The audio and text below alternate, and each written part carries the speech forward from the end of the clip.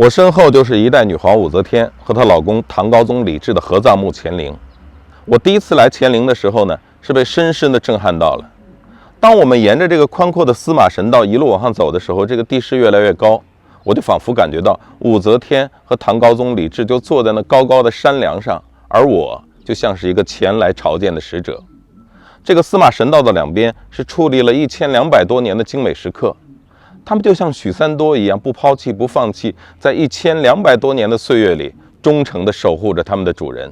我们会发现司马神道这个左右两边的这个石刻整体布局是沿着中轴线对称排列，它讲究的是一种秩序的美，就跟故宫一样。而这个司马神道两边的石刻呢，跟其他地方石刻又不一样，它追求的是一种静止和稳定，它的雕刻方式不像那个其他地方灵动啊飘逸。包括我们看到这个神像的衣服啊，是紧贴身体的，它没有被风吹动的痕迹。那远处的石狮子啊，它是一种敦具的，它没有那种虎踞龙盘啊生龙活虎的样子。那为什么会这么雕刻呢？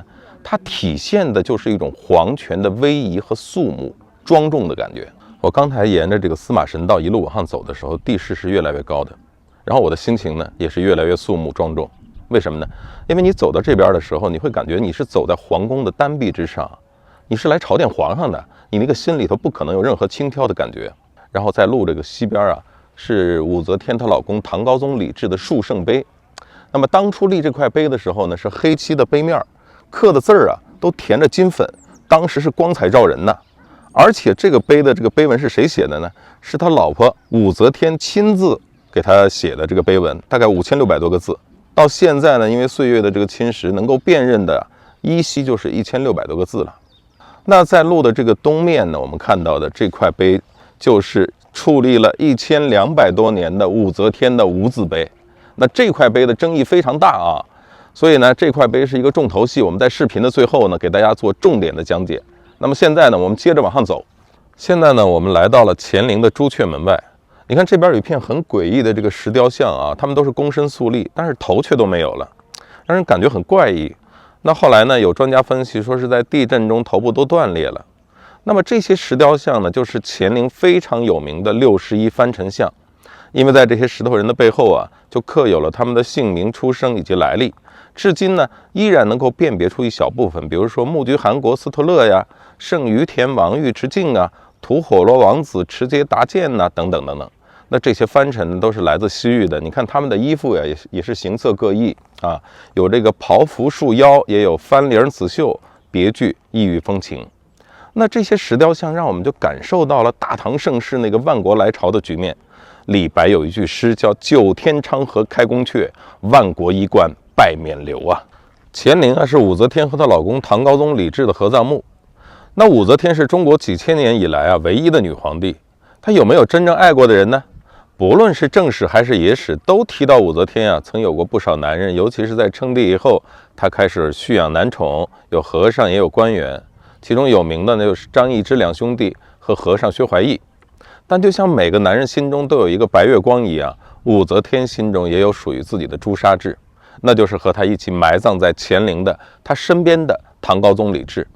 那些男宠啊，只是武则天用来弥补情感空虚的点缀，而她真正爱的正是她的丈夫唐高宗李治。因为在历史上啊，李治是很宠爱她的，而她呢，也为李治生下了6个孩子。武则天曾经为李治写有一首《如意娘》，说看朱成碧丝纷纷，憔悴之离为义君。不信比来长下泪，开箱验取16群呐。那么关于乾陵啊，一直有一个疑问，就是争论了1200多年的武则天的无字碑。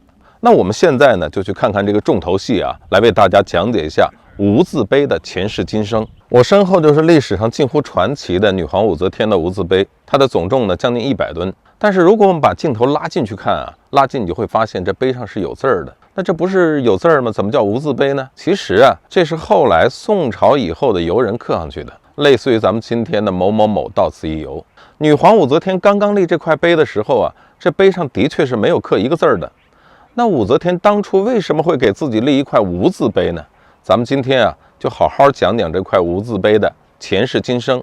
那清朝乾隆年间，《雍州金石记》说啊，碑侧镌龙凤形，其面及阴俱无字，就是说在碑的侧面呢镌刻有龙凤，而在碑的阳面和背面都没有文字。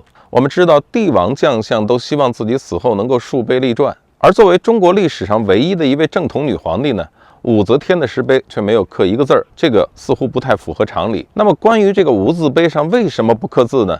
民间有4种说法。第一种说法认为，武则天立无字碑是用来夸耀自己功高德大的，大到什么程度呢？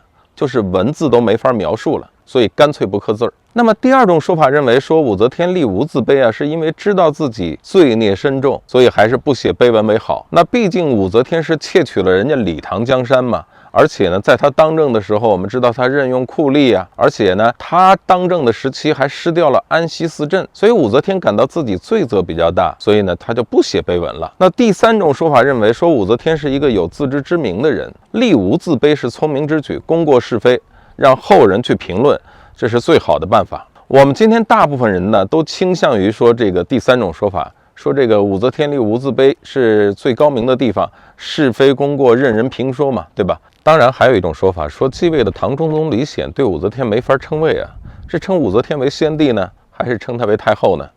唐中宗虽然是武则天的亲生儿子，却曾经被武则天给废了，后来又复立的。那再说了，在人家李唐王朝的中间插进来一个21年的武周，这对于老李家而言是奇耻大辱啊！所以该怎么撰写碑文呢？又该怎么评价武则天呢？当时这个朝廷内外是一直争论不休啊。由于没完没了，那碑文也就没法写。我比较相信这个说法，因为有一个发现呢，间接佐证了这个说法，就是说啊，本来这块碑是要刻字的，只是后来没有刻，并不是故意要立一块无字碑。说这个陕西文物研究所在一次考察的时候呢，无意间呢就发现，在这个无字碑的阳面啊，在这个阳面上从上到下刻满了那个小方格子。经过这考证，这些方格子并不是后人刻上去的。那这些方格子每个长4厘米，宽5个厘米，排列整齐，那就是为了刻字提前打好的格子啊。那么这就只有一种可能，这些格子就是当初准备在石碑上刻字用的，而且呢已经准备好了碑文。那根据留在碑面上的格子计算呢，碑文大约有3300多个字。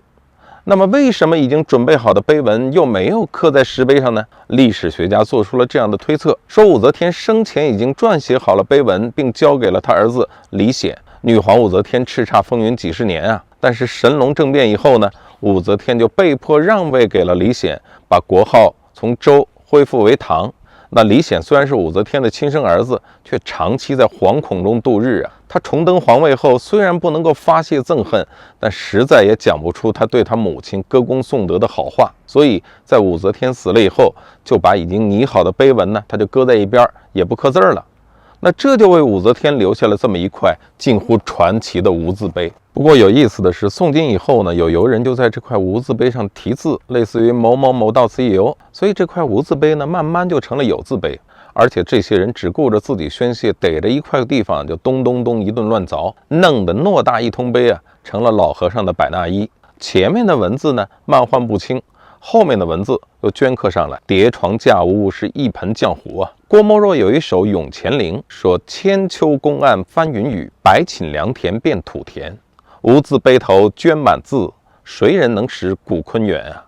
这就是我们今天要给大家讲的无字碑的故事。我们今天来到的乾陵啊，它被冷兵器时代的刀剑劈过，被热兵器时代的机枪大炮轰过。在1200多年之中，有名有姓的盗掘乾陵的就有17人之多，其中规模最大的一次出动人数40多万。当时乾陵所在的梁山几乎都被挖走了一半啊。然而时至今日，乾陵依然是不抛弃不放弃，就像许三多一样恪尽职守的保护着他的主人武则天和唐高宗李治的遗体。考古工作者在灵山的周围没有找到盗洞和被扰乱的痕迹，从而证明乾陵是目前唯一没有被盗掘的唐代帝王陵墓。可以说，武则天是一个善于用时间打败一切的人。她14岁入宫，先是用18年的时间当上了皇后，然后又用35年时间当上了皇帝，死后又用1200年的时间证明了自己陵墓的坚固和她魅力的不朽。